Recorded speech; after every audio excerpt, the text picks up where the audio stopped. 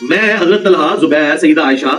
حضرت معاویہ رضی اللہ عنہم اجمعین وعلیہم السلام اجمعین، ان سب کو حضرت علی کی حکومت کا باغی بھی کہتے ہیں۔ تو اب تو یار وہ چشتی رسول اللہ نکلا ہے آج پیش۔ لعن اللہ ابا تراب، تم کہو اللہ کی لعنت ہو ابو تراب علی ابن ابی طالب۔ السلام علیکم، میں ہوں رافع خان۔ آج میرے ساتھ بریلوی مکتبہ فکر کے احمد سعید صاحب موجود ہیں۔ جیسا کہ آپ جانتے ہیں کہ ایک مذہبی اسکالر محمد علی مرزا صاحب کافی یوتھ میں پاپولر ہیں، انہیں لوگ کافی سنتے ہیں۔ ان کی وجہ شہرت کچھ یوں تھی کہ وہ پبلک میں تمام مکاتبہ فکر کے علماء کرام کی کتابوں سے ان کے واقعات نکال کر ان کو ایکسپوز کر رہے تھے۔ انہوں نے اس ایکسپوز کے ساتھ ساتھ صحابہ کے مسائل کو، ذاتی مسائل کو بھی چھیڑنا شروع کیا، صحابہ کو بھی ذاتی مسائل کی زد میں لیا، اور اس حوالے سے حضرت امیر معاویہ رضی اللہ تعالیٰ عنہ، اما عائشہ رضی اللہ تعالیٰ عنہ اور باقی حضرت زبیر، طلحہ، ان کو بھی تنقید کا نشانہ بنایا۔ آج میرے ساتھ اسی اسنا میں احمد سعید صاحب موجود ہیں جو بریلوی مکتبہ فکر سے تعلق رکھتے ہیں۔ ان سے آج ہم محمد علی مرزا کے جو سوالات ہیں ان کے حوالے سے ان کے جوابات جانیں گے کہ یہ کیا کہتے ہیں اس حوالے سے۔ پہلا میرا احمد سعید صاحب سے یہ سوال ہے کہ احمد سعید صاحب مجھے یہ بتائیں کہ صحابہ اکرام، کیا ان کی ذات اتنی چھوٹی ہو چکی ہے کہ ہر بچہ، ہر بڑا، ہر بندہ، ہر علم والا، ہر کم علم انسان اٹھ کر صحابہ کے اوپر تنقید کرے اور ان کو اپنی ان کو تنقید کی زد میں لے کر آئے؟ آپ اس حوالے سے کیا کہتے ہیں؟ بسم اللہ الرحمن الرحیم۔ اولاً تو میں آپ کا شکریہ ادا کرتا ہوں کہ آپ نے موقع کی مناسبت کو محسوس کرتے ہوئے بڑا اہم سوال سامنے رکھا ہے جو اس دور کے اندر ہمارے لیے بہت ضروری ہے، اس لیے کہ نبی پاک صلی اللہ علیہ وسلم کے جو تربیت یافتہ صحابہ کرام ہیں، اگر ان میں سے آپ کسی ایک کے اوپر بھی تنقید کی انگلی اٹھائیں گے تو اس کا مطلب ہے کہ سارے کے سارے صحابہ کرام کے کردار جو ہیں وہ لوگوں کے لیے ایک مشکوک نظر کے جو ہے وہ محل بن جائیں گے۔ لہٰذا اللہ کے کلام نے اور رسول اللہ کے فرمان نے جس طرح ان کی شان کو بیان کیا ہے وہی ہمارے لیے حجت اور دلیل ہے۔ ہمارے اندر یہ کیپیسٹی ہی نہیں ہے کہ ہم آج 14 صدیوں کے بعد ان کے ذات کے بارے کے اندر کوئی گفتگو کریں۔ یہ جو علماء امت ہیں انہوں نے ایک ضابطہ ہمارے لیے بیان کیا ہے کہ یہ جو صحابہ کرام کے آپس میں باہم اختلافات تھے ان کو مشاجرات صحابہ کہا جاتا ہے، اور اس کے بارے میں اہل ایمان کا یہی نظریہ اور فقہاء امت نے یہی تلقین فرمائی ہے کہ ہمیں کوئی حق نہیں پہنچتا کہ ہم ان کے بارے میں کوئی بات کریں، اس لیے کہ اللہ کے کلام نے ان سب کے بارے کے اندر سورہ حدید کی آیت نمبر 10 میں ارشاد فرمایا وَكُلًّا وَعَدَ اللَّهُ الْحُسْنَى، اللہ نے ان تمام سے جنت کا وعدہ فرمایا۔ جب ان تمام کو جنتی ہونے کا سرٹیفکیٹ خود اللہ کا کلام دے رہا ہے تو ہم میں سے کسی شخص کو یہ حق حاصل نہیں ہے کہ ان کے اوپر تنقید کریں۔ اسی طرح نبی مکرم صلی اللہ علیہ وسلم نے اپنی حدیث پاک کے اندر جو جامع ترمذی کی حدیث نمبر 3862 ہے 3862، جس کے اندر نبی پاک صلی اللہ علیہ وسلم نے ارشاد فرمایا اللہ اللہ فی اصحابی، اپنی پوری امت کو آپ نے خطاب کرتے ہوئے یہ بات ارشاد فرمائی کہ میرے صحابہ کے بارے میں اللہ سے ڈرو، لا تتخذوہم عرضا بعدی، دیکھنا میرے بعد ان کو تنقید کا نشانہ مت بنانا۔ یہ نگاہ نبوت تھی جو دیکھ رہی تھی کہ بعد میں آنے والے کچھ لوگ ایسے ہوں گے جو اپنے آپ کو بہت بڑا سمجھتے ہوئے صحابہ کے کردار کے بارے میں انگلیاں اٹھائیں گے، اس لیے حضور نے لفظاً یہ بات ارشاد فرمائی اور یہ لفظ استعمال فرمایا کہ میرے بعد ان کو تنقید کا نشانہ مت بنانا۔ اور اسی طرح یہ اعتراض کرتے ہوئے اس طرح کہ ان کے ایمان کے بارے میں شکوک و شبہات اور ان کے بارے کے اندر کہ انہوں نے فلاں کام کیوں کیا، یہ کیا، اس بارے میں بھی نبی پاک صلی اللہ علیہ وسلم کا فرمان جامع ترمذی شریف کے اندر ہی موجود ہے جو 3866 ہے، یعنی 3866۔ اس میں نبی پاک صلی اللہ علیہ وسلم نے باقی امت کو تلقین فرمائی کہ اگر تم دیکھو کہ کوئی میرے صحابہ کے بارے میں تنقید کر رہا ہو تو تمہیں رویہ کیسا اختیار کرنا چاہیے۔ یعنی آج اگر انجینئر محمد علی مرزا اپنے آپ کو عقل کل سمجھتے ہوئے یا اس کے آگے ماننے والے اپنے آپ کو اس درجے اپنے علم کو وہ بڑا سمجھتے ہیں کہ وہ صحابہ کے بارے کے اندر کوئی بات کریں گے تو ہمیں پھر حضور نے کیا تلقین کیا کہ ہمیں اس پر کیا رویہ اختیار کرنا چاہیے۔ اور یہ جو ہے وہ تمام امت کے لیے سبق ہے کہ نبی پاک صلی اللہ علیہ وسلم نے فرمایا اذا رأیتم الذین، جب تم لوگوں کو دیکھو ایسے لوگوں کو یسبون اصحابی جو میرے صحابہ پر تنقید کرتے ہوں فقولو تو ان کو کہو لعنت اللہ علی شرکم، تمہارے شر پر اللہ کی لعنت ہونی چاہیے۔ یہ نبی پاک صلی اللہ علیہ وسلم نے لعنت فرمائی ہے، اور یہ سارے لوگ حضور کی طرف سے یہ بیان کردہ لفظ کے مستحق ہیں جو صحابہ پر تنقید کی انگلی اٹھاتے ہیں۔ ان کے بارے میں ہمیں حضور نے یہ ارشاد فرمایا کہ ان کو تم یہ کہو کہ تمہارے شر کے اوپر اللہ کی لعنت ہونی چاہیے، اور یہ حضرت معاویہ اور دیگر حضور کے اصحاب کو یہ تنقید کا نشانہ بناتے ہیں۔ آپ دیکھیں محدثین کا کیا طرز ہے۔ جامع ترمذی کے اندر امام ترمذی پورا ایک باب لے کے آئے ہیں، باب مناقب معاویہ بن ابی سفیان رضی اللہ تعالیٰ عنہ۔ محدثین تو ان کے مناقب بیان کرتے ہوئے، ان کی تعریف بیان کرتے ہوئے پورا باب بیان کر رہے ہیں۔ ہمیں تو چاہیے کہ جیسے سلف صالحین نے، جیسے امت نے ایک طرز اپنایا ہے کہ صحابہ کے ساتھ ان کا رشتہ بڑا مضبوط ہے، ویسا ہی ہمیں ہونا چاہیے۔ اور اسی طرح بریلی مکتبہ فکر کے ہمارے بہت بڑے عالم دین، جن کو ہمارے مکتب کے اندر اعلیٰ حضرت عظیم البرکت کے نام سے جانا جاتا ہے، ان کا مشہور زمانہ فتاوی رضویہ، انہوں نے بھی ہمیں یہ تلقین فرمائی ہے اور اپنے پیروکاروں کو اس بات کی طرف ترغیب دلائی ہے کہ آپ کا فتاوی رضویہ شریف جس کے جلد نمبر 10 کے اندر صفحہ 211 کے اوپر آپ نے فرمایا حق بدست حیدر کرار۔ ویسے تو ہمیں کوئی حق نہیں پہنچتا کہ ہم یہ کریں کہ کون حق پر ہے اور کون حق پر نہیں ہے، لیکن آپ نے اس بارے کے اندر بھی وضاحت کرتے ہوئے بہترین انداز اپنایا ہے، تاکہ اگر کسی موقع کے اوپر کوئی ایسی بات آ بھی جائے تو ہونا کیا چاہیے۔ وہ کہتے ہیں فرق مراتب بے شمار، صحابہ کرام اگرچہ سارے جنتی ہیں لیکن ان کے مراتب میں فرق ہے، وہ اللہ اس کے رسول نے بیان فرمایا خود۔ لیکن حق بدست حیدر کرار، جب ہم جنگ صفین یا دیگر اس طرح کی جنگوں کے بارے میں بات کریں گے تو حق حضرت علی کی طرف تھا،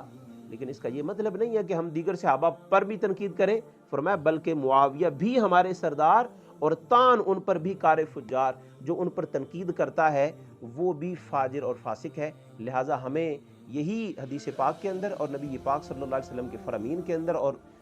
جو امت کے فقہاء ہیں اور علماء ہیں، یہی تلقین فرمائی ہے کہ ہمیں اس کے اوپر خاموشی اختیار کرنی چاہیے، اور ان کے جو باہمی معاملات تھے ان کے اوپر ہمیں تنقید کرنے کا کوئی حق پہنچتا نہیں ہے۔ اچھا قیس صاحب، آپ نے کیا خوب بیان کیا ہے۔ اس حوالے سے میں آپ کو ایک انجینئر صاحب کا ایک دعویٰ ہے کہ امت کے تمام مولوی حضرات جو ہیں وہ زہر کا پیالہ تو پی لیں گے، حدیث عمار کو کبھی اپنے ممبر سے بیان نہیں کریں گے، تو میں چاہوں گا کہ آپ ان کا علمی رد بریلوی مکتب کی طرف سے کریں۔ وہ حدیث عمار ہے کیا، اس کی حقیقت کیا ہے، کیا اس کے مصداق حضرت امیر معاویہ رضی اللہ تعالیٰ عنہ ہے یا نہیں ہے، اس حوالے سے آپ کیا کہتے ہیں؟ جی، حدیث عمار جو ہے یہ واقعی انجینئر مرزا صاحب جو ہے یہ بہت اپنے ہر موضوع کے اندر کہیں نہ کہیں جا کے وہ اس کو ضرور ٹچ کرتے ہیں اور کوشش کرتے ہیں کہ یہ بات جو ہے وہ تازہ رہے، اور وہ چاہتے ہیں کہ اس بارے میں شکوک و شبہات امت کے اندر پڑھتے رہیں۔ یہ بخاری شریف کے حدیث نمبر 2812 ہے، حدیث عمار، جو حدیث عمار کے نام سے محدثین میں بھی اور امت میں مشہور ہے۔ نبی پاک صلی اللہ علیہ وسلم نے فرمایا ایک فئہ باغیہ، ایک بغاوت کرنے والی جو جماعت ہے وہ عمار کو قتل کرے گی۔ اچھا، اس کو وہ کہتے ہیں کہ یہ حضرت معاویہ اور ان کی جماعت اس کی مصداق ہے۔ میں تو سب سے پہلے ایک الزامی بات ان کے سامنے رکھوں گا، اور وہ یہ ہے کہ حضرت عثمان رضی اللہ تعالی عنہ تو حضرت علی سے پہلے تھے، اور حضرت عثمان کے خلیفہ راشد ہونے پر پوری امت میں سے کسی کو بھی شک نہیں ہے، سب سمجھتے ہیں۔ تو مرزا صاحب یہ اور ان کے جو ماننے والے مجھے بتائیں کہ حضرت عثمان کو شہید کرنے والے کون تھے؟ اگر وہ یہ کہتے ہیں کہ حضرت علی کی مخالفت کرنے والے فئہ باغیہ ہے، تو یہ بتائیں کہ خلیفہ راشد حضرت عثمان کی مخالفت کرنے اور ان کو شہید کرنے والے کون ہیں؟ یقیناً وہ فئہ باغیہ ہیں، اور وہ تھے کدھر وہ فئہ باغیہ؟ وہ حضرت علی کی جماعت میں تھے۔ یہ میرے سامنے ہے تاریخ ابن خلدون، اور یہ تاریخ کی مستند ترین کتاب ہے، اور اس کے اندر یہ بات موجود ہے۔ اس کی یہ جلد نمبر جو ہے وہ، اب اس کا حصہ جو ہے نا وہ دوم ہے، اور اس کی جلد نمبر دوم کے اندر 393 نمبر جو صفحہ ہے اس کے اوپر یہ ساری تفصیل موجود ہے کہ جب کوشش کی نا حضرت علی رضی اللہ تعالیٰ عنہ کو صلح ہو جائے ان کے اور جنگ جمل کرنے والوں کے درمیان، تو آپ نے لوگوں کو خطاب کرتے ہوئے فرمایا کہ ہم جب صلح کرنے جا رہے ہیں نا تو جو حضرت عثمان کا محاصرہ کیے ہوئے تھے نا وہ لوگ ہمارے ساتھ نہیں جائیں گے۔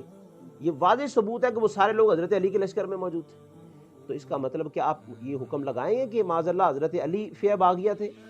وہ تو چھپے ہوئے لوگ تھے نا، وہ اپنے مفاد کی وجہ سے چھپے ہوئے تھے، اور جب وہ صلح کرنا چاہتے تھے تو یہ نیچے لکھا ہے یہ تاریخ ابن خلدون کے اندر یہ سارا واضح طور پر اردو کے اندر یہ جو مترجم ہے کہ مالک اشتر بڑا مشہور کردار ہے حضرت علی کے ساتھ، اور یہ ان لوگوں میں شامل تھا، یہ لکھا ہے کہ جنہوں نے حضرت عثمان بن عفان کی مخالفت کا بیڑا اٹھایا تھا اور بغاوت کی تھی، بغاوت، وہ فیہ باغیہ کا جو لفظ استعمال کرتے تو فیہ باغیہ جو مالک اشتر تھا جو حضرت عثمان کے قتل کرنے میں شریک تھا وہ تو حضرت علی کے گروہ میں شامل تھا۔ تو پہلے تو یہ حکم لگانا پڑے گا کہ مالک اشتر اگر حضرت علی کے ساتھ ہے تو کیا یہ فیہ باغیہ ہو گیا؟ نہیں، وہ فیہ باغیہ جو رسول اللہ نے فرمایا نا اس سے مراد وہ خوارج کا گروہ تھا جو نکلا تھا، اور پھر یہی بات جو ہے وہ قرائن سے ثابت ہوتی ہے کہ وہ انہی لوگوں نے قتل کیا ہے، یہ مالک اشتر لوگوں نے، اور صلح نہیں ہونے دی حضرت عائشہ رضی اللہ تعالیٰ عنہا کے ساتھ بھی، اور پھر ان کو بھی جان بوجھ کر عمار کو شہید کیا تاکہ یہ مخالفت بڑھتی چلی جائے۔ اور پھر بغاوت کی جہاں تک بات ہے، فیہ باغی رسول اللہ نے فرمایا، تو یہ جو باغی ہو جاتا ہے کیا وہ اسلام سے خارج ہو جاتا ہے؟ یہ تو الزامی جواب میں نے پہلے دیے نا ان کو، ویسے عمومی جو امت کو سمجھنے کے لیے نا، بغاوت اگر کوئی کرتا ہے تو وہ ایمان سے خارج نہیں ہوتا۔ سورہ حجرات میں اللہ کا کلام سورہ نمبر جو ہے وہ سورہ حجرات کی آیت نمبر 9 کے اندر فرماتا ہے نا وَإِن طَائِفَتَانِ مِنَ الْمُؤْمِنِينَ اقْتَتَلُوا، اگر ایمان والوں میں سے دو گروہ جو ہیں وہ بغاوت کر لے تو تم فَأَصْلِحُوا بَيْنَهُمَا، ان دونوں میں صلح کرا دو۔ اس کا مطلب ہے کوئی دعویٰ لے کے اگر کوئی جماعت کھڑی ہوتی ہے تو وہ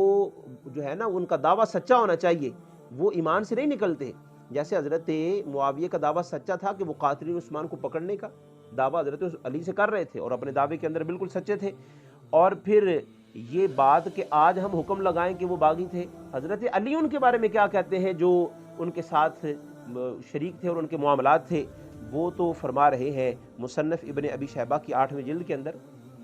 پیج نمبر 729 کے اوپر حضرت علی فرما رہے ہیں قاتلنا وقتلاہم فی الجنہ، ہمارے اور ان کے قتل ہونے والے سارے کے سارے لوگ جنتی ہیں۔ یعنی آج اگر کوئی ان پر بغاوت کا جو ہے وہ فتویٰ لگاتا ہے اس کو یہ دیکھنا چاہیے حضرت علی تو کہہ رہے ہیں وہ جنتی ہیں سارے کے سارے، ہمیں کیا حق پہنچتا ہے کہ ہم ان کے بارے میں ایسی بات کریں؟ جنگ جمل والوں کے بارے میں حضرت علی کا یہ قول ہے اخونا بغوا علینا، وہ ہمارے بھائی ہیں، حضرت علی ان کو بھائی کہیں۔ آج اٹھ کے کوئی کہے کہ وہ ان کے مخالف اور ان کے ایمان کے اوپر شک کرے، ان کو دیکھنا چاہیے کہ حضرت علی کا ان کے ساتھ کیا معاملہ تھا۔ اور پھر حضرت علی ایک مقام پر یہ مصنف ابن ابی شیبہ کے اندر یہ 8ویں جلد کی پیج نمبر 725 کے اوپر آتا ہے کہ حضرت علی نے فرمایا اللہم اغفر لی ولہم، اللہ میری بھی مغفرت فرمائے اور اہل شام کی بھی مغفرت فرمائے۔ حضرت علی تو ان کو لیے دعا کر رہے ہیں، اور آج ہم جو ہے وہ حق اور باطل کا نزاع ان کو بنا لیں، یہ بھی ہمارا جو معاملہ ٹھیک نہیں۔ اور پھر بخاری شریف کے اندر حدیث شریف جو آتی ہے 2704، نبی پاک صلی اللہ علیہ وسلم نے حضرت حسن اپنے نواسے کی شان کو بیان کرتے ہوئے فرمایا نا ان ابنی ھذا سید، میرا بیٹا یہ سردار ہے، ولعل اللہ ان یصلح بہ، اور ان قریب اللہ جو ہے نا اس کے وجہ سے صلح فرما دے گا، فئتین عظیمتین، دو عظیم گروہوں کے درمیان، من المسلمین جو مسلمان ہیں، حضرت نبی پاک ان کو مسلمان فرما رہے ہیں۔ اور پھر کوئی آج جو ہے ان کو کہے کہ وہ بغاوت کرتے ہوئے کہیں وہ جو ہے وہ اسلام کے دائرے سے نکل گئے، یہ سراسر غلط بات ہے۔ اور پھر تاریخ صغیر، یہ لکھنے والے خود امام بخاری ہیں جن کی بخاری شریف ہے، اصح الکتب بعد کتاب اللہ جن کو آج، اس میں حضرت عمار کا اپنا قول ہے صفحہ نمبر 104 کے اوپر، وہ کہتے ہیں کہ نبی پاک نے مجھے یہ بشارت دی ہے، مجھے فئتین مؤمنتین، دو جو مؤمن گروہ ہوں گے نا ان کی مخالفت کی وجہ سے میں شہید ہوں گا، اور وہ بھی ان کو حضرت معاویہ کے گروہ کو مومن گروہ کہہ رہے ہیں۔ یعنی اس بغاوت سے مراد کہیں اسلام اور کفر کا جھگڑا نہیں ہے، بلکہ وہ اپنے دعوے میں بالکل سچے تھے، حضرت عثمان کے، کیونکہ وہی وارث بنتے تھے، وہ ان کے قبیلے سے تھے، بنو امیہ سے حضرت عثمان تھے، بنو امیہ سے حضرت امیر معاویہ تھے، اور وہ ان کے کزن لگتے تھے، اور وہی دعوے دار تھے کہ بھئی ان کے قاتلین کو پکڑنا چاہیے، اور یہ اپنے دعوے میں بالکل سچے تھے۔ لیکن جو ہے وہ اہل ایمان کا یہی طرز ہے، وہ یہی کہتے ہیں کہ اس میں جو زیادہ حق ہے وہ حضرت علی کی طرف تھا، لیکن اس کا یہ مطلب نہیں ہے کہ وہ بالکل محروم ہے، بلکہ حضور کے فرمان کے مطابق ایک اجر کے مستحق حضرت معاویہ اور ان کا گروہ بھی بنتا ہے۔ اور آخر پر اس بارے میں ایک بات کروں گا کہ اگر وہ یہ کہتے ہیں کہ حضرت عمار کو شہید کرنے والا گروہ ایسا ہے ویسا ہے اور اس پر یہ حکم لگتا ہے، پھر یہ بتائیں حضرت زبیر کو کس نے شہید کیا؟ حضرت زبیر جو عشرہ مبشرہ میں شامل، حضرت عمار تو عشرہ مبشرہ میں نہیں شامل، حضرت زبیر تو عشرہ مبشرہ میں شامل ہیں۔ ان کو قتل کرنے والا شخص کون ہے اور وہ کہاں تھا اور وہ کس گروہ کے ساتھ تعلق رکھتا تھا، یہ میرے ہاتھ کے اندر کتاب ہے عشرہ مبشرہ، اور اس کے صفحہ نمبر 175 کے اوپر وہ ساری تفصیل موجود ہے، اور اس کو لکھا ہوا ہے کہ وہ شخص جو ہے نا ابن جرموز نامی باغی تھا، وہ اس کو لکھا ہے انہوں نے مصنف نے کہ وہ باغی تھا اور اس نے قتل کیا حضرت زبیر کو، اور پھر وہ آیا حضرت علی کے پاس ان کی تلوار لے کر کے، دیکھو یہ میں کر رہا ہوں شہید. تو ہم یہ کہیں گے کہ وہ باغی جو حضرت علی کی طرف تھا تو معاذ اللہ حضرت علی بھی باغی ہو گئے. وہ اس بندے کا انفرادی فعل تھا. جیسے اس بندے کا انفرادی فعل تھا جس نے حضرت زبیر کو شہید کیا، اسی طرح حضرت عمار کو جس بندے نے شہید کیا یہ اس کا ذاتی فعل تھا. اس سے پورے حضرت امیر معاویہ کا گروہ شامل نہیں آتا. لہٰذا یہ ساری تفصیل ہمیں بیان کرتی ہے کہ حدیث عمار کی وجہ سے حضرت معاویہ پر کوئی سوال نہیں اٹھتا، اور نہ ہی ہمیں اٹھانا چاہیے، نہ ہی ہمیں حق پہنچتا ہے. وہ اپنے اس دعوے کے اندر سچے تھے جو حضرت عثمان کے قاتلین کا قصاص لینا چاہتے تھے. اچھا ڈاکٹر صاحب، اسی چیز کو سنتے ہوئے میں ایک آپ سے یہ سوال کرنا چاہوں گا کہ آج کے دور میں فتنوں کا دور ہے، کیا آیا ہماری یہ ضرورت ہے کہ ہم ان واقعات کو، صحابہ کے ذاتی معاملات کو اس طرح منبر سے بیان کریں اور لوگوں کے جذبات کو ابھاریں صحابہ کے متعلق؟ بہت بہترین آپ نے سوال کیا. یہی سوال جنگ صفین کے تقریباً 30 برس کے بعد حضرت عمر بن عبد العزیز رضی اللہ تعالی عنہ، جو بنی امیہ میں سے ایک بڑے نامور شخصیت تھے اور جن کو بھی خلفائے راشدین کی فہرست میں چند لوگ شامل کرتے ہیں، وہ ان کا ایسا بہترین دور 2 سالہ رہا. ان سے کسی نے پوچھا کہ یہ صفین کے اندر کون حق پر تھا، تو انہوں نے وہی آیت پڑھی جو کہ پہلے پارے کی آخری آیت ہے، تلک امۃ قد خلت لہا ما کسبت. انہوں نے فرمایا وہ ایسے لوگ تھے جو چلے گئے، جن کا دور ختم ہو گیا، ان کے لیے وہ سارے اعمال تھے جو انہوں نے کیے. وَلَكُمْ مَا كَسَبْتُمْ، اے سوال کرنے والے تمہارے لیے وہ ہوگا جو تو کرے گا. اور وَلَا تُسْأَلُونَ عَمَّا كَانُوا يَعْمَلُونَ، تم سے یہ سوال نہیں کیا جائے گا وہ کیا کرتے تھے، ہم سے وہ سوال کیا جائے گا جو ہم کرتے ہیں. لہٰذا ہمیں اپنے گروبان میں جھانکتے ہوئے اپنے کردار کو درست کرنے کی کوشش کرنی چاہیے. صحابہ کرام کو اپنی تنقید کا نشانہ نہیں بنانا چاہیے. اچھا ڈاکٹر صاحب، آپ بریلوی مکتبہ فکر کی رہنمائی کرتے ہیں، ترجمانی بھی کرتے ہیں. میں آپ سے یہ سوال کرنا چاہوں گا کہ مرزا صاحب اپنی تقریباً ہر ویڈیو کے اندر یہ بات بہت کرتے ہیں کہ بریلوی حضرات اور ان کے جو پہلے بزرگ تھے انہوں نے چشتی رسول اللہ کا کلمہ پڑھایا. ٹھیک ہے، اس کتابوں سے سبا سنابت سے دلائل بھی دیتے ہیں. اس حوالے سے بریلوی مکتبہ فکر کی کیا رائے ہے؟ بہت اچھا آپ نے سوال کیا. یہ شکوک و شبہات اس طرح پیدا کیے جاتے ہیں، حالانکہ یہ تو عقیدے کی بات ہے،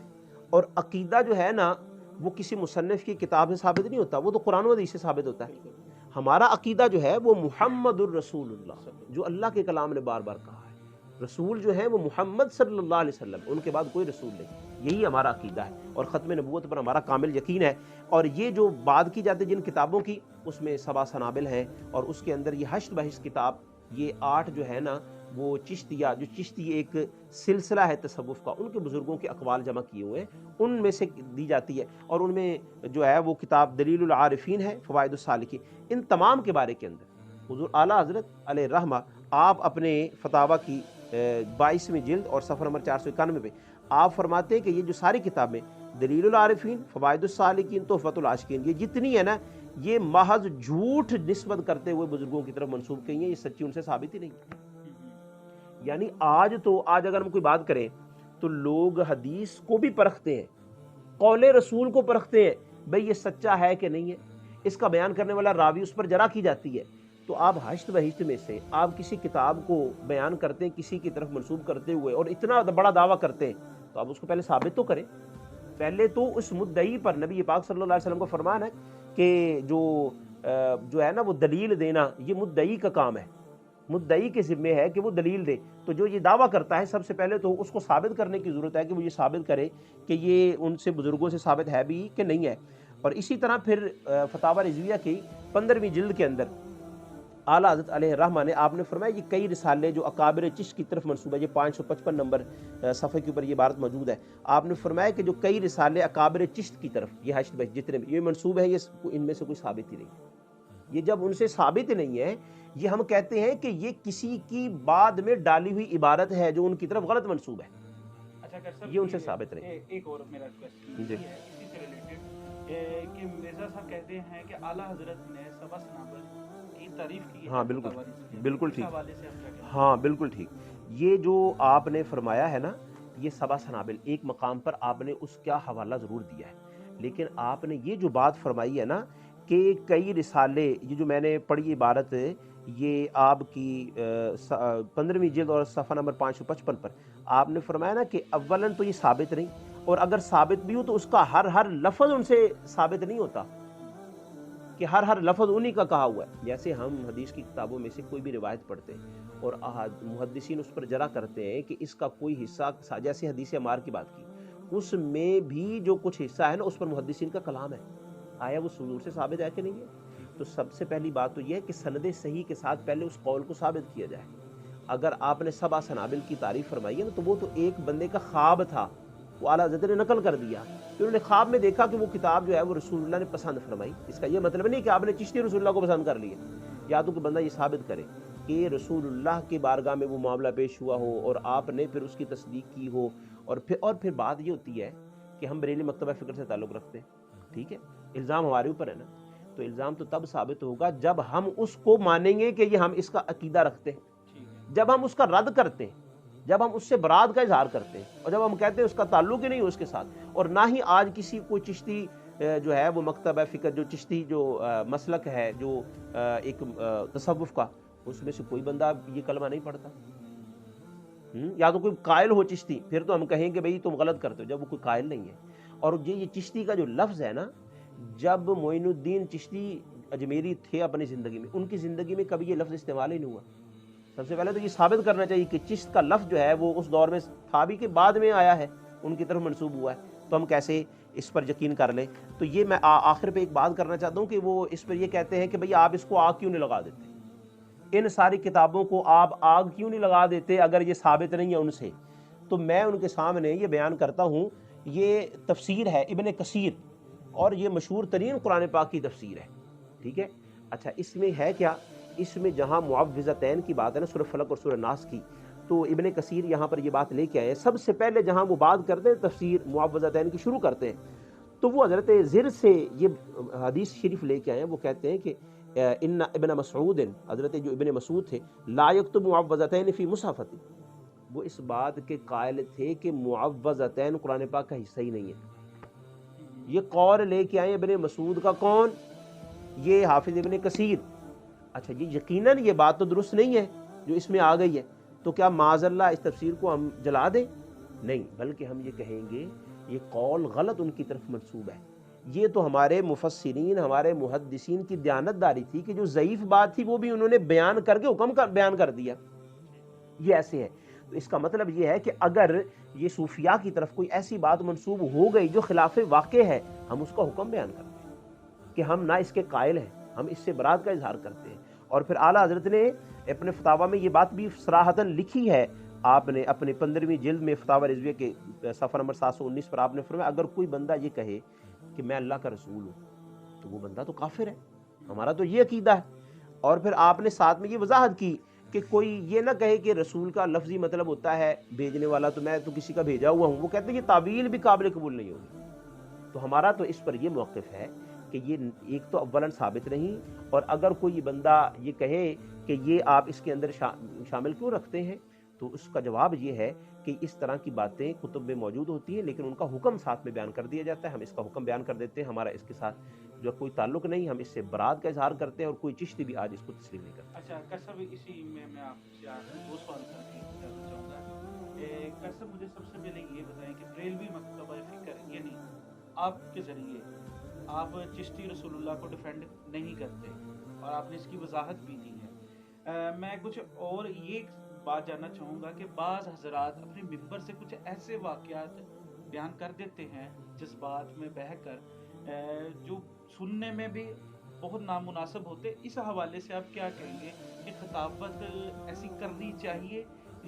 جس کی وجہ سے کسی دوسرے کو موقع ملے اعتراض کرنے کا؟ نبی پاک صلی اللہ علیہ وسلم